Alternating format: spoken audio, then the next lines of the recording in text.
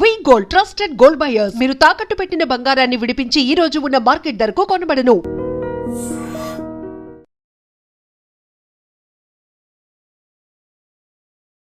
నమస్తే, నేను Kavitha. Welcome to I dream news and నిజాలు. ఇరాన్ మీద అమెరికా ఇజ్రాయెల్ చేస్తున్నటువంటి యుద్ధం 4వ వారానికి ఎంటర్ అయింది. గతంలోనే డొనాల్డ్ ట్రంప్ అనౌన్స్ చేశారు, ఈ యుద్ధం 3 నుంచి 4 వారాల పాటు కంటిన్యూ అవుతుంది అనే మాట. నిజంగా 4వ వారాన్నే ఎండ్ అయిపోతుందా? ట్రంప్ నిన్న మీడియా సమావేశంలో మాట్లాడినట్టుగా తొందరలోనే ఈ యుద్ధాన్ని విరమించే యోచనలో ఉన్నాము అనేది. అది జరిగే అవకాశాలు కనిపిస్తున్నాయా? మరెందుకు నాటో మీద అలాంటి ఫోర్స్ పెడుతున్నారు? ఒక ఫ్రస్ట్రేషన్ అనేది ట్రంప్లో ఎందుకు కనిపిస్తుంది? మనతో పాటుగా ఉన్నారు సీనియర్ జర్నలిస్ట్ సురేష్ కొచ్చతిల్ గారు. సార్ నమస్తే. సో February 28 ఈ రోజుకు చూసుకుంటే కరెక్ట్గా 3 వీక్స్ కంప్లీట్ అయిపోయింది. 4th వీక్లోకి ఎంటర్ అయిపోయాము. సో 4th వీక్ అంటే ఇక్కడికి ఫుల్ స్టాప్ పడుతుందా? Is it going to continue? ఇది ట్రంప్ కూడా తెలియదు యాక్చువల్లీ. మీకు గుర్తుంటుంది, 2వ వారంలో ఈ ఫస్ట్ టైం నేను ఫినిష్ చేసేస్తాను యుద్ధం అని చెప్పినప్పుడు ఇరాన్ అన్నారు, మీరెట్లా ఫినిష్ చేస్తారు, మేము డిసైడ్ చేయాలన్నారు వాళ్ళు. సో మనం కూడా 2-3 సినారియోస్ చూడాల్సి వస్తుంది. ఇది మొదలైంది ఎప్పుడు, ఇది బంద్ అయింది ఎప్పుడు, బంద్ కావు అంటే ఎప్పుడు ఫినిష్ అవుతుంది అని అంటే అప్పుడు ఆగిపోతుంది యుద్ధం అని. యుద్ధం మనకు తెలిసిందే, ఇది ఎవరు చేపించారు అని చెప్పి ఇప్పుడు కూడా చాలా పెద్ద ఒక డిస్ప్యూట్ నడుస్తుంది. అమెరికాలో అక్కడున్న డెమోక్రాట్స్ నడిమిట్లో ఒక మాట ఏంటంటే, ఇది ఇజ్రాయెల్ చేపించారు అమెరికాతోని. ప్రెసిడెంట్ ట్రంప్ ఒక ట్రాప్లో పడిపోయారు, ఇజ్రాయలీ ట్రాప్లో. ఒక చాలా పవర్ఫుల్ జూయిష్ లాబీ అమెరికాలో ఉంది, అది కరెక్టే. ఆ జూయిష్ లాబీతోనే ప్రెసిడెంట్ ట్రంప్ ఇన్ఫ్లుయెన్స్ అయిపోయారు. అది కాకుండా ప్రెసిడెంట్ ట్రంప్ ఈ పీస్ నెగోసియేషన్ పంపించిన ఇద్దరు, that is one is Jared Kushner, ఆయన son in law, and Steve Witkoff, ఆయన adviser, who is actually real estate గా. ఆయనకి పాలిటిక్స్తో సంబంధం లేదు, ట్రంప్ రియల్ ఎస్టేట్ ఫ్రెండ్ అన్నమాట. వీళ్ళిద్దరు కూడా చాలా మటుకు ఇరాన్ మీద ప్రెషర్ పెట్టి లేనిపోయిన కండిషన్స్ అడిగితే ఇరాన్ బ్యాక్అవుట్ అయ్యారు. యుద్ధం మొదలైనప్పుడు మన అందరికి తెలిసిందే, February 28 ఇది మొదలైనప్పుడు ఫస్ట్ బాంబింగ్ జరిగినప్పుడు ట్రంప్ ఒక లాజిక్ తీసుకొచ్చారు. ఏంటంటే యుద్ధంలో ఓవర్వెల్మింగ్ ఫోర్స్ అంటే ఎయిర్ ఫోర్స్, నేవీ, ఆర్మీని యూజ్ చేయలేదు ఎక్కువ. వీళ్ళిద్దరిని మ్యాక్సిమం ఫోర్స్ పెడితే ఇరాన్ 2-3 రోజుల్లో సరెండర్ అయిపోతారు అనుకో. ఒక సఫకేట్ అవుతుంది, ఇమ్మీడియట్గా సరెండర్ అవుతారు. పవర్ చూసి చూడండి, వెనిజువేలా ఎట్లా భయపడ్డారు చూస్తే, వెనిజువేలా సరెండర్ అయిపోయారు. మనం కూడా ఇరాన్ కూడా చేయొచ్చు, కానీ వీళ్ళు ఇరానియన్ కెపాసిటీని అండర్ ఎస్టిమేట్ చేశారు ఒకటి. రెండవది, ఇజ్రాయెల్ పని చేసుకుంటున్నారు. నిన్న కూడా చూడండి, వాళ్ళు ఇంటెలిజెన్స్ చీఫ్ని కొట్టారు, ఇంకొక ఆయన సీనియర్ ఆఫీసర్ని చంపేశారు. చాలా మటుకు ఇజ్రాయెల్కి ఒక ఎగ్జిస్టెన్షియల్ థ్రెట్ ఒకటి ఉంది. మీరు ఇవాళ కూడా ఇజ్రాయెల్లో ఎవరైనా పెట్రోల్ ధరలో, డీజిల్ ధరలో, గ్యాస్ ధరల గురించి మాట్లాడలేదు. మీరు ప్రతి దేశంలో వింటున్నారు, including UK and US. Frustration చూపిస్తున్నారు, ఇదేంటి $4 వెళ్ళిపోయిందని యూఎస్లో పర్ గ్యాలన్ చూపిస్తున్నారు. యూరోప్లో గ్యాస్ ప్రైసెస్ చాలా ఎక్కువైందని వాళ్ళు 30-40% పెరిగిందని వాళ్ళు ఏడుస్తుంటే ఇజ్రాయెల్ ఒక మాట రావట్లేదు బయటికి. ఎందుకంటే ఇజ్రాయలీస్కి థ్రెట్ ఉంది, వాళ్ళ ఎగ్జిస్టెన్షియల్ థ్రెట్. బికాజ్ ఇరాన్ కాకుండా మిగతా దేశాలు ఎవరెవరు, ప్యాలెస్టైన్ ఉండొచ్చు, లెబనాన్ ఉండొచ్చు, లెబనాన్ కాదు హెజ్బుల్లా ఉండొచ్చు, ఇట్లాంటి ఆర్గనైజేషన్ ఏమంటారంటే Israel has no right to exist. 2 state solution అని చెప్పి ఎప్పటి నుంచో 1960 నుంచి చెప్పుకుంటూ వస్తున్నాం. దట్ ఈస్ ప్యాలెస్టైన్ ఒకవైపు, ఇజ్రాయెల్ ఒకవైపు. ప్యాలెస్టైన్ అథారిటీకి యాసిర్ అరఫాత్ చనిపోయిన తర్వాత వాళ్ళకి ఒక రెస్పాన్సిబిలిటీ అప్పగించారు, మీరు వెస్ట్ బ్యాంక్ అండ్ గాజా మీరు చూసుకోవాలి, you are the de facto government అక్కడ. వెస్ట్ బ్యాంక్ ఇప్పుడు కూడా వాళ్ళ చేతిలో ఉంది, కానీ గాజా హమాస్ వచ్చి కూర్చున్నారు. Hamas is not part of Gaza, వాళ్ళు బయట నుంచి వచ్చిన, కానీ కొంతమంది అక్కడ పుట్టిన వాళ్ళు హమాస్లో చేరిపోయారు, వాళ్ళు ఒక టెర్రరిస్ట్ ఆర్గనైజేషన్ కూర్చున్నారు. సేమ్ థింగ్ లెబనాన్లో హెజ్బుల్లా వచ్చి కూర్చున్నారు. అట్లీస్ట్ లెబనీస్ గవర్నమెంట్ ఇప్పుడు కూడా చెప్తున్నారు హెజ్బుల్లా దగ్గర, మీరు ఇక్కడ నుంచి వెళ్ళిపోండి, మీకు ఇక్కడ ఉండాల్సిన పరిస్థితి మీకు లేదు, మీరు ఇక్కడ ఉండకూడదు, you don't belong to Lebanon అంటూ. కానీ ఇక్కడ ఈ ప్యాలెస్టైన్ అథారిటీ లేదు. ఒక మాట హమాస్ని మీరు ఇక్కడ ఉండకూడదు. హమాస్ ఇన్ఫ్యాక్ట్ ప్రతి గవర్నమెంట్ ఆర్మ్ని కంట్రోల్ చేస్తారు గాజాలో. హెల్త్ మినిస్ట్రీ వాళ్ళ అన్ని న్యూస్ ఇచ్చేది హెల్త్ మినిస్ట్రీ. బాంబింగ్లో ఎంతమంది చనిపోయారు, ఎంతమంది మహిళలు, పిల్లలు, అప్డేట్స్ అంతా వాళ్ళు ఇస్తారు. అది హమాస్ కానీ లోకంకి చెప్తున్నా ఏమంటారంటే ద గాజా హెల్త్ మినిస్ట్రీ అంటారు. గాజా కాదు, అది it's Hamas health ministry. Anyway, ఇజ్రాయెల్ది లాజిక్ సపరేట్. ఇజ్రాయెల్ ఏమంటున్నారంటే మేము లీడర్షిప్ని కొడతాం, we will keep on killing the leadership so that ఒక సిచ్యువేషన్కి వచ్చిన వాళ్ళ దగ్గర ఎవరు ఉండరు. కానీ అది జరగట్లేదు. చాలా మటుకు ఐ మీన్ ఇజ్రాయలీస్ కూడా అమెరికన్స్ లాగా అండర్ ఎస్టిమేట్ చేశారు ఇరానియన్స్ని. కవిత గారు, ఇరానియన్స్ ఏం చేశారంటే వీళ్ళ వార్ డాక్యుమెంటేషన్లో ముందే రాసి పెట్టుకున్నారు. మీకు తెలిసిందే, ఖమేనీ చనిపోయే ముందు ఆయన ఒక డాక్యుమెంట్ రాసి పెట్టారు, లారిజానికి ఇచ్చారు. అది ఈ was the drafting committee chairman. అంటే నేను చనిపోతే this should be the next step. ఒక 60 to 83 మెంబర్ కౌన్సిల్ ఒకరిని ఎలక్ట్ చేస్తారు సుప్రీం లీడర్కి. మాకు కొడుకు కాకూడదని చెప్పి స్పెసిఫిక్గా రాసి, కానీ కొడుకుని వీళ్ళు కంటిన్యూటీ ఎలిమెంట్ కోసం చేశారు. అది కాకుండా ప్రతి డిస్ట్రిక్ట్లో డీసెంట్రలైజ్ ఫార్మాట్లో ఒక కమాండర్ ఉంటారు. Iran is really big. దీనికన్నా ముందు కూడా చెప్పాను చూడండి, మీరు యూకే, ఫ్రాన్స్ అండ్ జర్మనీని తీసుకొని జాగ్రఫీ కలిపితే ఇట్స్ ఇరాన్. అంత పెద్ద దేశం అది. ఆ దేశంలో మీరు డీసెంట్రలైజ్ చేసేసారు. ప్రతి లోకల్ లెవెల్ కమాండర్కి మన దగ్గర చెప్తారు చూడండి, గల్లీగా కమాండర్ ఉన్నారు వాళ్ళ దగ్గర. వాళ్ళకి నీ ఆయుధాలు ఇచ్చి, నీ దగ్గర 2000 డ్రోన్లు, 100 మిసైళ్ళు, ఒక 5 మిసైల్ లాంచెస్ నువ్వు పెట్టుకో. అట్లనే ప్రతి విలేజ్కి ప్రతి డిస్ట్రిక్ట్కి వాళ్ళు ఆయుధాలు ఇచ్చారు, ట్రైనింగ్ ఇచ్చారు. లాస్ట్ వార్ నుంచి ఈ వార్కి వాళ్ళకి 1 సంవత్సరం పాటు టైం ఉండే, completely trained. So moment Israel వాళ్ళ లీడర్షిప్ని కొట్టంగానే ద ఫస్ట్ అజంప్షన్ వాజ్ వీళ్ళు ఇంకా ఏం చేయలేరు. అది యుఎస్ అజంప్షన్ ఉండే, వీళ్ళు మొత్తం సరెండర్ అయిపోతారు, మొత్తం టాప్ లీడర్షిప్ పోయింది, 40 మంది కమాండర్లు పోయారు, ఒక కన్ఫ్యూజన్లో ఉంటారు, ఏం చేయరని. కానీ అదే రోజు సాయంత్రం మీకు గుర్తుంటుంది, ఇజ్రాయెల్ని కొట్టారు వాళ్ళు. నెక్స్ట్ డే వాళ్ళు అరబ్ నైబర్స్ని కొట్టారు. ఇది వాళ్ళ పవర్. ఇప్పుడు రీసెంట్లీ మనం చూసుకుంటే ఈ స్ట్రెయిట్ ఆఫ్ హార్మోజ్ క్లోజ్డ్ ఉందని చెప్తున్నారు. ఇరాన్ అంటున్నారు కాదు, ఓపెనే ఉంది అంటారు. నిన్న చూస్తే డేటా ట్రాకింగ్ చూస్తే 70 Iranian ships strait of Hormuz cross చేసుకుంటూ వెళ్ళింది బయటికి. అది ఎవరు ఆయిల్ క్యారీ చేస్తున్నారు? ఇరానియన్ ఆయిల్ క్యారీ చేస్తున్నారు. ఎక్కడి నుంచి క్యారీ చేస్తున్నారు? ఖర్గ్ ఐలాండ్ నుంచి క్యారీ చేస్తున్నారు. The same Kharg island which US ఏం చెప్తారు, మేము డిస్ట్రాయ్ చేస్తామని చెప్తారు. ఇప్పుడు ప్రెసిడెంట్ ట్రంప్ ఒక ఆర్డర్ ఇచ్చారంట 2 వారాల ముందు, ఎవరికి తెలియదు ఎక్కువ మందికి. ఏంటి ఆర్డర్? ఇరాన్ మీద ఉన్న ఆంక్షలు ఎత్తివేశారు, అంటే శాంక్షన్స్ పెట్టారు. లైక్ రష్యాకైతే వార్ ఇది బాంబింగ్ మొదలు కాగానే లైసెన్స్ ఇచ్చేసి మీరు అమ్ముకోండి అని చెప్పేసి. వేరేజ్ ఇరాన్కి మనం అనుకున్న ఇప్పుడు కూడా శాంక్షన్స్ ఉంది. కాదు, ఇరాన్కి చెప్తున్నాం మీరు ఆయిల్ అన్నీ అమ్ముకోండి. సో ఒక డైకాటమీ చూడండి, ఒకవైపు మీరు ఇరాన్ మీద యుద్ధం ఎందుకు చేస్తున్నారు? ఇరానియన్ అసెట్స్ని కొట్టడానికి. ఇరాన్ దగ్గర డబ్బులు ఉండకూడదు, సో వాళ్ళ దగ్గర ఆయిల్ ఉండకూడదు. యురేనియం పక్కన పెట్టండి, అదైతే now it's gone out of focus. Next వాళ్ళ బ్యాలిస్టిక్ మిసైల్, దెన్ డ్రోన్. కానీ ఇరాన్ ఆయిల్ అమ్ముకొని ఇరాన్ దాంతో ఆయుధాలు తయారు చేసుకుంటున్నారంటే మీరు అదే సపోర్ట్ చేస్తున్నారు ఇప్పుడు యుఎస్. ట్రంప్ అంటారు మీరు అమ్ముకోండి ఆయిల్. ఇప్పుడు దాకా నేను లాస్ట్ 20-25 సంవత్సరాలు వాళ్ళ మీద శాంక్షన్స్ పెట్టారు, right from bush till Biden and Trump. అదన్నీ ఒక యుద్ధం మొదలు కాగానే ట్రంప్ హెస్ లిఫ్టెడ్. ఇప్పుడు వాళ్ళు ప్రతి దేశం ఇంక్లూడింగ్ ఇండియాకి అమ్ముకుంటున్నారంట, ఆయిల్ అమ్ముతున్నారంట. సో అదే శాంక్షన్స్ రష్యా మీద కూడా ఎత్తేసారు. ఇప్పుడు ఇవాళ రష్యా ఏమంటున్నారంటే మేము ఇరాన్తో ఉన్న రిలేషన్ కట్ ఆఫ్ చేసేస్తాం, మీరు యుక్రెయిన్ దగ్గర మీ రిలేషన్స్ కట్ ఆఫ్ చేసేసేయండి. బికాజ్ ప్రెసిడెంట్ ట్రంప్ చెప్పారంట పుటిన్కి, వాళ్ళు మాట్లాడినప్పుడు last week, that you stop supporting Iran. పుటిన్కి తెలుసు ఇరాన్కి కావాల్సిన కెపాసిటీ వాళ్ళ దగ్గర ఉంది, నేను ఎక్కువ సపోర్ట్ చేయక్కర్లేదు. కానీ ట్రంప్ ప్రాబ్లం ఏంటంటే యుక్రెయిన్ మీద ఒక రిలేషన్షిప్ వాళ్ళది, అది ఆల్రెడీ చాలా ప్రాబ్లంలో ఉంది. అది ఎండ్ అయిపోతే యుక్రెయిన్ని రేపు పొద్దునే కంప్లీట్గా టేక్ ఓవర్ చేసుకుంటారు పుటిన్. కానీ దానికన్నా ఒక డిప్లొమాటిక్ ఫియాస్కో మొన్న జరిగింది.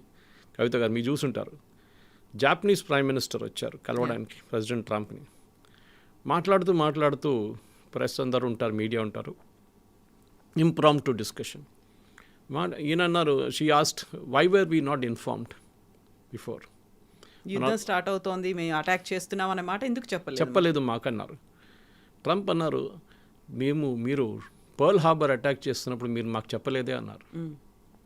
That is a very touchy points Kavitha గారు. ఎందుకంటే జాపనీస్ సైకేలో పర్ల్ హార్బర్ అనే యుఎస్ ఒక నేవల్ ఏం చెప్తారు ఏరియాని అటాక్ చేసింది, షిప్స్ని అటాక్ చేసింది. సెకండ్ వరల్డ్ వార్ మలుపు తిరిగింది అక్కడి నుంచి. అప్పుడు దాకా ఇప్పుడు అంటున్నారు చూడండి, అమెరికా ఏమంటున్నారు, నేటో మీరు రండి సహాయం చేయండి అని. ఆ టైంలో UK Winston Churchill literally, I think it is Lyndon Johnson at that time, కాలు పట్టుకున్నాడు ఆయనది. ప్లీజ్ యుద్ధాల్లో మీరు పార్టిసిపేట్ చేయండి, మిమ్మల్ని జర్మనీ అక్కడి నుంచి ఇక్కడి నుంచి కొడుతున్నారు మమ్మల్ని, వీఆర్ ఇంకొక 2 వారాలు అయితే they will walk into UK అని చెప్తే ఈ said no, US said no, we will not participate. అది మీ యుద్ధం, మేమెందుకు రావాలి, మీరు మొదలుపెట్టారు, మీరు జర్మనీ నడిమిట్లో గొడవ, మేమెందుకు వచ్చి మిమ్మల్ని చేయాలి. కానీ దాని తర్వాత ఇమ్మీడియట్గా పర్ల్ హార్బర్ జరిగింది. వెన్ జాపనీస్ కామికాజే పైలట్స్ అంటే సూసైడ్ పైలట్స్ వాళ్ళ ఫైటర్ ఎయిర్క్రాఫ్ట్ వచ్చి యుఎస్ షిప్స్ని కొట్టారు పర్ల్ హార్బర్లో. చాలామంది చనిపోయారు యుఎస్ అండ్ 3-4 షిప్స్ కూడా ధ్వంసమైనాయి. అప్పుడు అమెరికా వార్లో ఎంటర్ అయింది ఆ టైంలో. దాని తర్వాత మనకు తెలిసిందే హిస్టరీ, హిరోషిమా నాగాసాకి మీద బాంబింగ్ చేశారు, దాంతో యుద్ధం ఆల్మోస్ట్ ఎండ్ అయిపోయింది అక్కడ. తో యూకే ఏమంటున్నారంటే మీరేం చేశారు. సో ఈ పర్ల్ హార్బర్ గురించి జాపనీస్ ప్రైమ్ మినిస్టర్ ముందు మాట్లాడడం, and you look at the face, completely action అయిపోయింది. ఆమె ఎందుకు వచ్చాను ఇక్కడ అని ఆమె ముఖం మీద ఎంబరాస్మెంట్ కానీ ఎక్కువ. బికాస్ ఒక జాపనీస్కి ఎప్పుడైనా రిమైండ్ చేయకుండా 2-3 రిమైండ్ చేయకూడదు. ఒకటి హిరోషిమా నాగాసాకి గురించి రిమైండ్ చేయకూడదు, ఒకటి పర్ల్ హార్బర్ గురించి. ఇప్పుడు కూడా అమెరికా సైనికులు 45,000 మంది సైనికులు జపాన్లో ఉన్నారు. Because Japan should never be allowed to bring up an army. అంటే జపాన్ ఒక ఆర్మీని ఉంచుకోకూడదు అని సెకండ్ వరల్డ్ వార్ తర్వాత వీళ్ళు ఒప్పందం పెట్టారు, allied forces and Japanese government. అక్కడ రాజుకు ఎక్కువ పవర్ ఉండే ఆ టైంలో, ద జాపనీస్ కింగ్కి ఎక్కువ పవర్ ఉండే. ఆ పవర్ కూడా తగ్గించేశారు. తగ్గించి కావాలని చెప్పి యుఎస్ అన్నారు మీరు ఆర్మీని పెట్టుకోకూడదు, మేము మిమ్మల్ని చూసుకుంటాం. ఇప్పుడు జపాన్ దగ్గర అడుగుతున్నారు మీరు మమ్మల్ని సహాయం చేయమని చెప్పేసి. సో జపాన్ ఏం చేస్తారు, వాళ్ళ దగ్గర లిమిటెడ్ కెపాసిటీ ఉంది, ఎక్కువ షిప్స్ లేదు వాళ్ళ దగ్గర, ఎక్కువ నేవల్ సేలర్స్ లేదు వాళ్ళ దగ్గర, ఎక్కువ ఆర్మీ లేదు. ఆ పరిస్థితిలో మిమ్మల్ని కలవడానికి ఎవరైనా వచ్చి మీరు మమ్మల్ని ఎందుకు ఇన్ఫార్మ్ చేయలేదంటే ఇట్ వాజ్ సీక్రెట్ అని చెప్పేసి అయిపోతుండే. మీరు పర్ల్ హార్బర్ ఎందుకు తీసుకొచ్చారు, అది ఒక పెద్ద ఇది. ట్రంప్ ఏమవుతుందంటే కవిత గారు, ఐ థింక్ ఆయన మెంటల్ ఫ్యాకల్టీ కూడా ఎక్కడో పోతుంది. ఆయన ఒక మాట ముందు అంటాడు, దాని తర్వాత ఇమ్మీడియట్ ఆపోజిట్ అంటారు దాన్ని. ఫస్ట్ ఆ రోజు దానికన్నా ముందు 2 రోజుల ముందు ఒక ప్రెస్ కాన్ఫరెన్స్, ఇట్లనే ఇన్ఫార్మల్ ప్రెస్ మీట్లో మేము నేటోని అడిగాము, నేటో రావట్లన్నారు. బహుశా నేను చెప్పుంటాను మీకు ఇది. జాక్ స్ట్రామర్ని నేను అడిగాను, why are you not coming and joining us అంటే, I will have to check with my team అన్నారంట. నా టీం దగ్గర అడగ, టీం అంటే అలా క్యాబినెట్. సో ట్రంప్ అన్నారంటే ఏం టీం అడగడం, నేనే డిసిషన్ తీసుకుంటున్నాను, ఈ టీం ఎక్కడి నుంచి వచ్చిందని చెప్పారు. ఇది ఒక డిఫరెన్స్ ఆఫ్ వర్క్ స్టైల్ ఉంటుంది. అదొక డెమోక్రసీ, ఇది కూడా డెమోక్రసీ. కానీ ఇక్కడ Trump is absolute dictator. Super powers అన్నీ ఆయన దగ్గరే ఉంటాయి. స్టామర్ని, ఒక బ్రిటిష్ ప్రైమ్ మినిస్టర్ని యు ఆర్ అ కవర్డ్, మీరు ఒక డిసిషన్ తీసుకోలేరు అని చెప్పినప్పుడు వాళ్ళ బ్రిటిష్ పబ్లిక్ మెంటాలిటీ అమెరికన్ వ్యతిరేకం ఎంతో వెళ్తుందని ఆలోచించండి ఒకసారి. మోదీ గారిని తిట్టినప్పుడు, ఒక ట్రంప్ తిట్టినప్పుడు మన దగ్గర కొంతమంది పండుగ చేసుకుంటారు ఇక్కడ, రాహుల్ గాంధీ లాంటి వాళ్ళు, కాంగ్రెస్ పార్టీ వాళ్ళు. కానీ అమెరికాలో అట్లా కాదు. ఈవెన్ ఇజ్రాయెల్లో కూడా వాళ్ళ ప్రైమ్ మినిస్టర్ని ఎవరైనా తిట్టారో ఏమైనా చెప్పారంటే the entire country will rise up together. Political differences అంతా పక్కన పెట్టేస్తారు. ఇప్పుడు నిన్న మళ్ళీ అదే స్టేట్మెంట్ తీసుకొచ్చారు, మేము నేటో. ఎందుకని అటాక్ చేయాల్సి వచ్చింది పర్ల్ హార్బర్ మీద జపాన్? అది ఒక డిసిషన్ ఉండే అప్పుడు, and it was not taken by the Japanese government, the Japanese king ఆ టైంలో, ఇంపీరియల్ ఫోర్సెస్. అది ఇటువైపు బర్మా వైపు ఒక క్యాంపెయిన్ నడుస్తున్నప్పుడు కొహిమా దాకా వచ్చారు జపాన్, ఇండియన్ నేషనల్ ఆర్మీతో, సుభాష్ చంద్రబోస్తో. అటువైపు యుఎస్ని ప్రొవోక్ చేయడానికి చేశారని చెప్తున్నారు ఇది పర్ల్ హార్బర్. ఎందుకంటే యుఎస్ అప్పుడు దాకా ఇన్వాల్వ్ లేరు వార్లో. అది ఒక సూసైడ్, అది కూడా అటాక్ చేయడం, that was the big disaster actually. Japanese చేయకుంటే బాగుంటుండే, కానీ దాంట్లో కింగ్ రోల్ ఎక్కువ ఉండే, రాజుల రోల్ ఎక్కువ ఉండే దాంట్లో. అప్పుడున్న జాపనీస్ గవర్నమెంట్ చాలా వీక్ ఇన్ఎఫెక్టివ్ ఉన్నారని చెప్తున్నారు. So pearl harbour was a turning point, second world war, that doubt లేదు. 9/11 గురించి మాట్లాడుతున్నప్పుడు దట్ వాజ్ అనదర్ 9/11 వాళ్ళకి. 9/11 కన్నా ఎన్నో సంవత్సరాల ముందు. సో పర్ల్ హార్బర్ ఇప్పుడున్న పబ్లిక్, ఇప్పుడున్న అమెరికన్ యంగ్స్టర్స్, మన దగ్గర ఉన్న జెన్జీ జనరేషన్ లాంటి వాళ్ళకి తెలియదు ఎక్కువ. వాళ్ళ హిస్టరీ బుక్స్లో ఉంటుంది కానీ నార్మల్గా డిస్కస్ చేయరు దాని గురించి. ఇప్పుడు మన దగ్గర కూడా కొన్ని మేజర్ మూమెంట్స్ అడిగితే, గాంధీ దండయాత్ర గురించో లేకుంటే మిగతా దాని గురించి అడిగితే, ఫ్రీడమ్ మూమెంట్ టైంలో మన యంగ్స్టర్స్కి తెలియదు. కొహిమా వైపు జరిగిన బ్యాటిల్, ఇండియన్ నేషనల్ ఆర్మీతో జరిగిన బ్యాటిల్, బ్రిటిష్ ఆర్మీ, అది కూడా తెలియదు. That first time Indian tricolour ఎగిరించింది నెహ్రూ కాదు, సుభాష్ చంద్రబోస్ అండమాన్స్లో అని చెప్తే అది కూడా చాలామందికి తెలియదు. బిఫోర్ 1947, 1930s అది. ఇట్లాంటి చాలా కారణాలు లేదు. సో జాపనీస్ చేసిన పెద్ద ఒక తప్పు అది. దానికి వాళ్ళకి పాపం they had to pay for it. ఎందుకంటే హిరోషిమా, నాగాసాకి మీద డెకేడ్స్ టుగెదర్ అక్కడ ఇంకేమీ లేదు. అది first time nuclear bomb was used. ఎవరు యాంటిసిపేట్ చేయలేదు. జాపనీస్ మీద చేయాల్సిన అవసరం లేదు ఆ టైంలో. It was a decision. తర్వాత చాలామంది రిగ్రెట్ చేశారు, కానీ అప్పుడు చేయకపోతే బాగుంటుంది. జాపనీస్ కూడా సరెండర్డ్ ఎనీవే. వాళ్ళు బర్మాలో కొన్ని వాళ్ళకి సెట్ బ్యాక్స్ జరిగింది వాళ్ళకి. In fact Japanese entire Asia take over చేసుకున్నారు. Singapore was with them, Burma with them, Indonesia వాళ్ళ దగ్గర ఉండే, మొత్తం సౌత్ ఈస్ట్ ఏషియా మొత్తం వాళ్ళు జస్ట్ అనదర్ 2 వారాలు కాగానే దేవర్ అట్ కొహిమా. ఇంకొక వారం అయితే దేవుడు ఎంటర్డ్ ఇండియా. అది ఉండే వాళ్ళ. కానీ ఇటువైపు చేసిన ఈ తప్పు, అమెరికా వైపు చేసిన తప్పు, that was a decision taken by the Japanese Royals. అదొక పెద్ద మిస్టేక్, తప్పని చెప్పొచ్చు. తప్పు కాదు, ఇట్స్ మేజర్ బ్లండర్. కానీ జాపనీస్ వాళ్ళ పవర్ చూపించారు దాంట్లో, that we can hit you అని చెప్పేసి. ఇప్పుడు దాకా కవిత గారు, అమెరికాలో అమెరికన్ మెయిన్ ల్యాండ్ మీద ఎవ్వరూ దాడి చేయలేదు. 9/11 వాజ్ నాట్ టెక్నికలీ ఆర్మీ, అది ఒక టెర్రర్ అటాక్ ఉండే. కానీ ఫస్ట్ టైం అమెరికా మీద ఒక దేశం వచ్చి మళ్ళీ దాడి చేసింది వాజ్ ఓన్లీ పర్ల్ హార్బర్.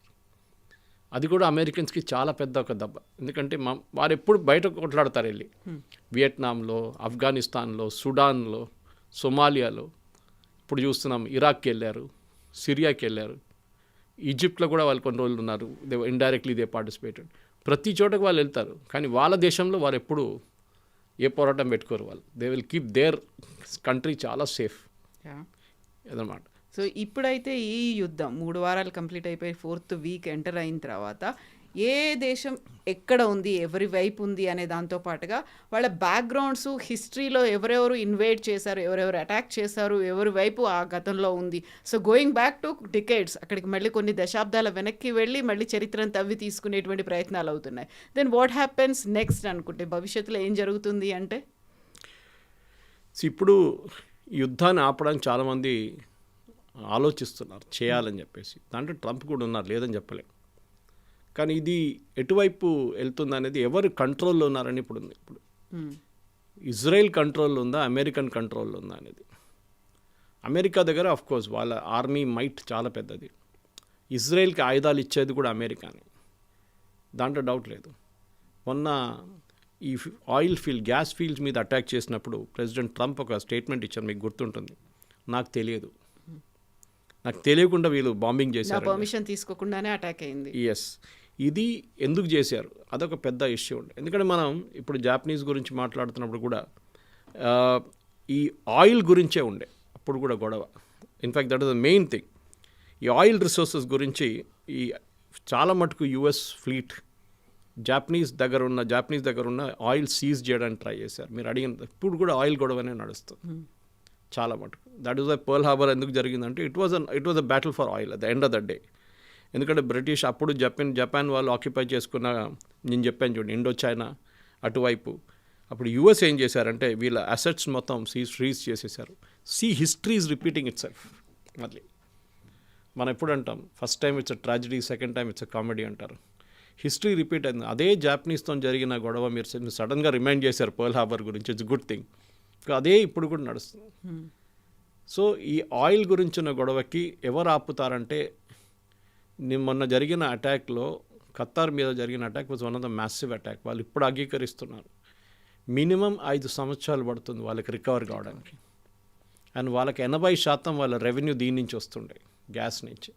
వాళ్ళకి ఇప్పుడు ఏమి ఉండదు. అఫ్కోర్స్ వాళ్ళ అసెట్స్ చాలా ఉందనుకోండి, వాళ్ళ పాపులేషన్ 4 లక్షల మందే. మన దగ్గర ఒక జిహెచ్ఎంసీ వార్డులో దానికన్నా ఎక్కువ మంది ఉంటారు. సో అక్కడున్న నాన్ రెసిడెంట్స్ ఎక్కువ మంది ఉంటారు, ఎక్స్పాట్రియేట్స్. ఖతార్ మీద కొట్టిన తప్పలో ప్రెసిడెంట్ ట్రంప్ అన్నారు, నెటన్యాహుని పిలిచి పబ్లిక్లీ అడ్మానిష్డ్ హిమ్, అంటే ఎందుకు చేశారని అడిగారు. అండ్ నెక్స్ట్ డే నెతన్యాహు అన్నారు, we will not do any more bombing. So Israel వైపు వాళ్ళు ఇప్పుడు కాన్సన్ట్రేట్ చేస్తున్న లెబనన్ మీద. సౌత్ లెబనన్ వాళ్ళు కంప్లీట్గా టేక్ ఓవర్ చేయడానికి ట్రై చేస్తున్నారు. అదే టైంలో మొన్న కూడా అక్కడ 4 IRGC కమాండర్స్ని చంపారు ఇజ్రాయెల్. అంటే వీళ్ళు అక్కడ ఉన్నారు ఇప్పుడు కూడా. ఇరానియన్స్ మనం అనుకుంటాం ఇరాన్లో ఉన్నారు, ఇక్కడ కూడా ఉన్నారు, వాళ్ళు అక్కడ కూడా చేరుకున్నారు వాళ్ళు. సో అక్కడ ఏం నడుస్తుంది అనేది ఇజ్రాయెల్కి ఇప్పుడు చాలామందికి వాళ్ళ కాన్సన్ట్రేషన్ అంతా లెబనాన్ మీద ఉంది. అప్పుడప్పుడు వెళ్ళి ఇరాన్ మీద ఒక బాంబు వేసి వచ్చేస్తారు, ఎవరినో ఒకటి చంపేస్తారు వాళ్ళు. And they are very specific. వాళ్ళు ఒక టార్గెట్ని హిట్ చేయట్లేదు, వాళ్ళు ఒక జనరల్ టార్గెట్ని హిట్ చేయట్లేదు, వాళ్ళు హై వాల్యూ టార్గెట్స్ని కొడుతున్నారు. ఒకటి గ్యాస్ ఫీల్డ్ కానివ్వండి, ఒకటి ఇండివిజువల్స్ ఉండొచ్చు, లారీజానీ లాంటి వాళ్ళు కొట్టినారు, ఇంటెలిజెన్స్ చీఫ్ని చంపారు. ఇట్లాంటి స్పెసిఫిక్స్ ఇజ్రాయెల్ తీసుకొస్తున్నాడు. ఈ యుద్ధం ఆపడానికి ఇజ్రాయెల్ దగ్గర కూడా ఒక పవర్ ఉంది, కానీ వాళ్ళు దాన్ని వినియోగించుకుంటారో లేదో అనేది చాలా మటుకు డౌట్ఫుల్. ఎందుకంటే ఇజ్రాయెల్ అండ్ స్పెషలీ నెటన్యాహు, ఆయనకి యుద్ధం ఎన్ని రోజులు ఎక్కువ నడిపించుకుంటూ పోతే ఆయనకి పొలిటికలీ బెనిఫిషియల్గా ఉంటుంది అది ఆయన కంట్రీలో. ఎందుకంటే ఆయన వ్యతిరేకంగా కొన్ని కేసులు ఉన్నాయి. అది కాకుండా ఈ యుద్ధం మొదలైన తర్వాత నుంచి చాలామంది ఆయన ప్రశ్నిస్తున్నారు, October 7th ఎందుకు జరిగింది, was there and intelligence failure, army ఎందుకు రియాక్ట్ కాలేదు ఆ టైంలో, మనం ఇంత ట్రైనింగ్ ఇచ్చిన తర్వాత కూడా ఆ రోజు సభతో ఉన్నప్పుడు కూడా మన దగ్గర మనకు తెలుసు వీళ్ళు అటాక్ చేయవచ్చు అన్నప్పుడు ఎందుకు చేయలేదని చెప్పి చాలా ప్రశ్నలు నడుస్తున్నాయి. డిఫెన్స్ మినిస్టర్ రిజైన్ దాని తర్వాత ఒక 6 నెలల తర్వాత. ఇంకా ఈ వార్ అయినాక మనం డిస్కషన్ తీసుకుందామని నెట్నే ఒక అష్యూరెన్స్ ఇచ్చారు. అప్పుడు we will have a full fledged enquiry, ముందు యుద్ధం ఫినిష్ కానివ్వండి అని. కానీ ఆ యుద్ధం ఎండ్ అవ్వట్లేదు. ట్రంప్ ఒకవైపు, నెటన్యాహు ఒకవైపు. అరబ్ కంట్రీస్ వీళ్ళకు కూడా దీంట్లో స్టేక్ ఉంది. ఇప్పుడు చెప్పండి చూడండి, ఖతార్ స్టేట్ చూడండి, నిన్న సౌదీ అరేబియా మీద కొట్టారు, రిఫైనరీ మీద.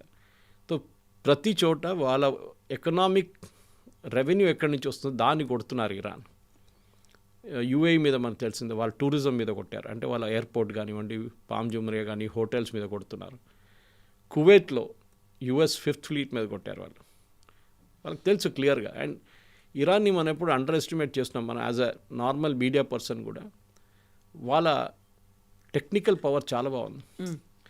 మనం మొన్న కూడా మాట్లాడుకున్నప్పుడు అన్నాం, సౌదీ అరేబియా ఒక బ్యాక్ టువర్డ్ రెడ్ సీ ఒక బ్యాక్ డోర్ పోర్ట్ పెట్టుకున్నారు. అక్కడ యాన్బు అని చెప్పి పోర్ట్ ఉంది. అక్కడి నుంచి ప్రతిరోజు 5 మిలియన్ బ్యారెల్స్ ట్రాన్స్పోర్ట్ చేసే ఒక పైప్ లైన్ ఉంది, 4 ఫీటు డయామీటర్ ఉన్న పైప్ అని చెప్పాం.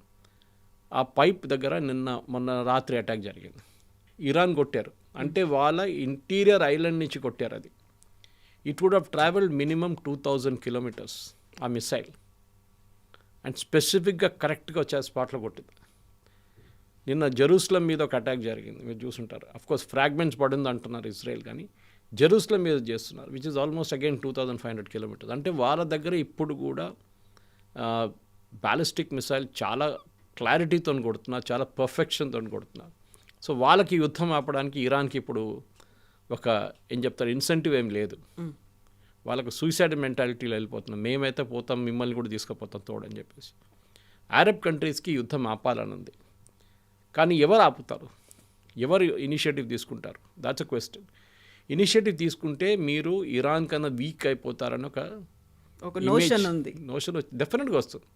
ఇంత పెద్ద సౌదీ అరేబియా భయపడుతున్నారు ఇరాన్ని అని చెప్పేసి. మీరు కువైత్, ఖతార్, ఇంత ఫైనాన్షియలీ పవర్ఫుల్ ఉన్న ఖతార్ ఇరాన్ని భయపడుతున్నారు. అండ్ టుమారో ఇరాన్ పిలిచే మేము ఎప్పుడు కావాలంటే మిమ్మల్ని కొడతాం, అది గుర్తుపెట్టుకోండి మీరు. ఇప్పుడు ఇవాళ పొద్దున వస్తున్నప్పుడు I was hearing CNN interview. దాంట్లో ఏం చెప్తున్నా అంటే ఇరాన్ కొన్ని కండిషన్స్ పెట్టవచ్చు ఈ యుద్ధం ఆపడానికి. ఒకటి, మా మీద మీరు ఎప్పుడు ఇంకా దాడి చేయరు. అది ఎవరి దగ్గర చెప్తున్నారు? ఇజ్రాయెల్ అండ్ US, వాళ్ళు దాన్ని అంగీకరించరు. సెకండ్, ఇప్పుడు జరిగిన యుద్ధంలో నష్టాలు ఏమేమి వచ్చినాయి వాళ్ళకి, వాళ్ళ ఆయిల్ ఫీల్డ్స్ ఉండొచ్చు, వాళ్ళ సిటీస్ మీద ఉండొచ్చు, వాళ్ళ ఇన్ఫ్రాస్ట్రక్చర్ మీద ఉండొచ్చు, వాళ్ళ బిల్డింగ్స్ అన్నీ కాస్ట్ మీరు కట్టాలి దాన్ని. అది కూడా US కానీ ఇజ్రాయెల్ అంగీకరించరు. మూడవది, ఇరానియన్ లీడర్షిప్ని కొట్టడం మీరు బంద్ చేయాలి, అది కూడా జరగదు. ఈ 3 కారణాలు, 3 రీజన్స్ ఉంటేనే ఇరాన్ పాసిబ్లీ అంగీకరించు. వాళ్ళ వైపు నుంచి ఒక కన్సెషన్ వారు చేయొచ్చు, ఏంటంటే యురేనియంని ప్రాసెసింగ్ మేము బంద్ చేసేస్తాం, మేము will stop it, IAEA inspections మేము అలౌ చేస్తాం, ఇంటర్నేషనల్ అటామిక్ ఎనర్జీ ఏజెన్సీ. దీనికన్నా ముందు ఉండే ఒక 10-15 సంవత్సరాల ముందు ఉండే ఇన్స్పెక్షన్, కానీ దాని తర్వాత పెద్ద గొడవ జరిగింది. I think bush was the president అంటే, అప్పుడు వీళ్ళు రిజెక్ట్ చేశారు. With that it ended. ఇప్పుడు ప్రాబ్లం అక్కడ కాదు, ప్రాబ్లం ఇప్పుడు ఈ యుద్ధం ఇరాక్కి చేరుకుంది. ఇరాక్లో ఉన్న షియైట్స్ వాళ్ళు యుద్ధం టేకప్ చేసుకున్నారు. ఇప్పుడు అక్కడి నుంచి ఎక్కువ అటాక్స్ జరుగుతున్నాయి. కొన్ని మిసైల్స్ ఇరాక్ నుంచి లాంచ్ చేస్తున్నారు. అది సౌదీ అరేబియాకి కూడా చాలా పెద్ద ప్రాబ్లం అయిపోతుంది. ఎందుకంటే ఒకవైపు నుంచి వస్తే ఓకే, ఇటువైపు నుంచి నిన్న 4 మిసైల్ కొట్టారు. And all the 4 were intercepted. Later on 3 సాయంత్రం మళ్ళీ 3 కొట్టారు. అంటే ఆలోచించండి, ఇంకా వాళ్ళ దగ్గర ఇంత బాంబింగ్ జరిగిన తర్వాత కూడా దే స్టిల్ హ్యావ్ ఇట్. మన అమెరికా B-2 బాంబర్స్ తీసుకొచ్చి బాంబ్ చేశారు 2 రోజుల ముందు. వాళ్ళ కొన్ని మిసైల్ ఫెసిలిటీస్ని కొట్టడానికి ట్రై చేశారు. అండ్ అమెరికా అంగీకరిస్తున్నారు, we did bunker buster bomb కొట్టాము, డీప్ ఇంటూ ద మౌంటైన్ కొట్టాము, అంటే పెద్ద పెద్ద హిల్స్ కింద ఉంది అదంతా, కానీ డ్యామేజ్ ఎక్కువ జరగలేదు. డ్యామేజ్ వాళ్ళు ఇప్పుడు కూడా రిటైన్ చేసుకుంటున్నారు. అంటే ఇరాన్ ప్రిపరేషన్ చూడండి. సో యుద్ధం ఆపడానికి ఇప్పుడున్న పరిస్థితుల్లో ఎవరు ముందుకు రావట్లేదు. ముందు Oman was big time supporter దీన్ని. ఇప్పుడు వాళ్ళ మీద కూడా దాడి చేసిన తర్వాత వాళ్ళకి ఇంట్రెస్ట్ పోయింది, మాకేం పోయింది, మేమేం చేసుకుంటామని చెప్పేసి. ఇరాన్కి ఏమో వన్ అప్ మ్యాన్షిప్ నడుస్తుంది. మేము అరబ్ వరల్డ్లో మేము లీడర్స్ అని చూపిస్తున్నారు వాళ్ళు. Technology wise, defence wise we're number 1. Financially వారు కాకపోవచ్చు. వాళ్ళ బిగ్గెస్ట్ విన్ వాళ్ళ ఆయిల్ అమ్మడం ప్రెసిడెంట్ ట్రంప్ సంతకం పెట్టి అప్రూవ్ చేశారు. దాట్ ఇస్ ఐ థింక్ చాలామంది మన దగ్గర ఉన్న పొలిటికల్ అనలిస్ట్ కూడా, మన దగ్గర ఉన్న ఎకనామిక్ అనలిస్ట్ కూడా ఇది అర్థం చేసుకుంటలేరు. ఎందుకని ఇది చాలా పెద్ద ఒక విక్టరీ ఇరాన్కి. పుటిన్ ఎట్లా అలౌ చేశారో, ఫస్ట్ ఏం చెప్పారు, ఫ్లోటింగ్ ఆయిల్ మీరు తీసుకోవచ్చు అన్నారు. అంటే షిప్స్లో ఫ్లోట్ చేస్తున్న ఆయిల్ ఉన్నాయి, అది చాలా ఒక 60-70 షిప్స్ ఉన్నాయి, దాని నుంచి మీరు now he has given a blanket thing Putin దగ్గర, మీరు ఎవ్వరు కావాలంటే అమ్మేసుకోండి ఆయిల్ అని చెప్పేసి. America at the same time వాళ్ళేమంటున్నారంటే, వాళ్ళ కాంగ్రెస్ దగ్గర వెళ్ళి మాకు $200 బిలియన్ కావాలి ఈ యుద్ధం ఇంకా నడిపించుకుంటూ వెళ్ళాలంటే. $200 బిలియన్. ఒక వారంలో వాళ్ళు మొన్న ఖర్చు పెట్టింది $12 బిలియన్. అంటే 200 బిలియన్ అంటే వాళ్ళు you can estimate the time gaps. ఎంత టైం తీసుకొని ఇంకా యుద్ధం చేయాలని ఉంది వాళ్ళకి. చాలా క్లియర్. 8 వారాలు ఉండొచ్చు, 12 వారాలు కూడా ఉండొచ్చు. యుద్ధం అంత ఈజీగా ఆగదు. ఆగుతుంది డెఫినెట్గా. ఎక్కడ ఏ రోజు వీళ్ళందరూ ఈగో నుంచి కిందకి దిగొస్తారో, సారీ అని చెప్పి వీళ్ళు ఆపుతారో, ఆ రోజు యుద్ధం ఆగుతుంది. కానీ ఎవ్వరూ దానికి రెడీగా లేరు. ప్రెసిడెంట్ ట్రంప్ లేరు. ఇప్పుడు వాళ్ళ వైపు నుంచి 3 షిప్స్ వస్తున్నాయి with marine expeditionary force sailors. వాళ్ళని ఎట్లా వాడుకుంటారో మనకు తెలియదు. వన్ థాట్ ప్రాసెస్ వాజ్ వాళ్ళని ఖర్గ్ ఐలాండ్లో పంపించి ఖర్గ్ ఐలాండ్ మీద కూర్చోబెడతారు, క్యాప్చర్. అంత ఈజీ కాదు. ఇరాన్ ఇమ్మీడియట్గా ఖర్గ్ ఐలాండ్ మీద అటాక్స్ లాంచ్ చేస్తారు, దాంట్లో డౌట్ లేదు. ఈ బోట్లో తీసుకెళ్ళాలి కదా వీళ్ళు, దాన్ని ఫస్ట్ అటాక్ చేస్తారు. స్ట్రెయిట్ ఆఫ్ హార్ముజ్లో ప్రెసిడెంట్ ట్రంప్ అంటున్నారు 7 దేశాలు కలిసి వస్తున్నారు, మేము అందరు కలిసి దాన్ని పెట్రోలింగ్ చేస్తామండి. అది కూడా ఇట్స్ నాన్ స్టార్టర్. ఒక స్పెసిఫిక్ ప్రపోజల్ ఏం రావట్లేదు, ఏదో జనరల్ ట్రంప్ మాట్లాడుతున్నారు. బహుశా నేను అనుకుంటాను ఇప్పుడు ఈద్ అయిపోయింది నిన్న గల్ఫ్లో, ఇంకా 2-3 రోజుల తర్వాత వాళ్ళు బ్యాక్ ఇన్ యాక్షన్ వచ్చినప్పుడు యుద్ధం ఎటువైపున వెళ్ళొచ్చు. రెజ్యూనేట్ అవ్వచ్చు, లేదు డ్రాప్ అవ్వచ్చు. సరే ఇంత దాకా వచ్చాం కదా మనం మాట్లాడదామని చెప్పేసి. కానీ దానికి ఎవరైనా ఒక స్టేట్స్మెంట్ లాంటి మనుషులు కావాల్సి వస్తుంది. యుఎన్ అయితే దే ఆర్ ఫెయిల్డ్. నేను చెప్పాను చూడండి, UN is totally failed in the role. వాళ్ళు ఎవరు అంగీకరించరు. మళ్ళీ ఒమాన్ లేకుంటే ఇంకేదైనా దేశం దీనికి కొంచెం ఇనిషియేటివ్ తీసుకొని వస్తే బహుశా ఆ టైంలో నెగోసియేషన్ స్టార్ట్ అవుతుంది. కానీ if UK gets in to it, ఇప్పుడు నేను ఇవాళ రాత్రి అండ్ ఇవాళ పొద్దున 2 వార్నింగ్లు ఇచ్చారు ఇరాన్. యూకే గిట్ట దీంట్లో వస్తే, if you come to patrol strait of Hormuz, మీ అసెట్స్ని యూకేలో మేము కొడతామని చెప్పి. And possibly after second world war first time UK మీద దాడి జరగబోతుంది ఈస్ట్ ఫ్రంట్. ఆల్రెడీ ఒక బాంబింగ్ అయితే జరిగింది మొన్న మిడిల్సెక్స్ ఆ ఏరియాలో. ఇది ఇంకోటి కూడా ఇరాన్ మళ్ళీ మొదలు పెడతారు యూకే వైపు. అందరు భయపడుతున్నారు. Nobody wants to get in to it. Japanese కూడా, ఇంత దూరం ఉన్న జాపనీస్ వాళ్ళు కూడా 10 సార్లు ఆలోచిస్తున్నారు మేము దీనికి వెళ్ళాలన్నా వద్దా అని చెప్పేసి. చూద్దాం. ఎందుకంటే యుఎస్ బాడీ లాంగ్వేజ్ కూడా చాలా మారింది. లాస్ట్ ఒక 2 రోజుల్లో చూస్తే కొంచెం క్వైట్ అండ్ డౌన్ అయిపోయారు వాళ్ళు. ముందు చాలా అరెగెంట్గా మాట్లాడుతుంది అట్లా, ఇప్పుడు కూడా మాట్లాడుతున్నాడు. Surrender, we will not accept any surrender. ఎవరు అడిగారు? వాళ్ళు అన్నారు, వాళ్ళు చెప్పలేదే సరెండర్ అని. ట్రంపే యూజ్ చేస్తున్నారు ఆ వర్డ్ అనమాట. So it will not go anywhere. I think maybe ఇప్పుడు మన 4th వీక్ వచ్చాం. సినిమాల్లో చెప్తా ఉంటాం చూడండి, గ్రాండ్ 4th వీక్. గ్రాండ్ ఉంటుందా లేకుంటే ఫ్లాప్ ఉంటుందా మనం చూడాల్సింది ఇప్పుడు. అది బహుశా నెక్స్ట్ ట్యూస్డే వెనస్డే కల్లా మనకు ఒక ఏం చెప్తా, ఒక క్లియర్ పిక్చర్ దీనికి మనకు వచ్చేస్తుంది. Thank you so Thank you very much. much. Thank you. నిజంగా ప్రస్తుతం ఉన్నటువంటి సమాజం దేనికి ప్రయారిటీ ఇస్తుంది? ఆర్థిక సంబంధాల చుట్టూ మాత్రమే తిరుగుతోంది. మళ్ళీ ఎన్నికలంగానే చాలా విరక్తి కలుగుతాను. మంచి అనిపిస్తుంది కదా, లేడీస్ కూడా ఛాలెంజింగ్ జాబ్స్ చేసినప్పుడు చాలా బాగుంటుంది.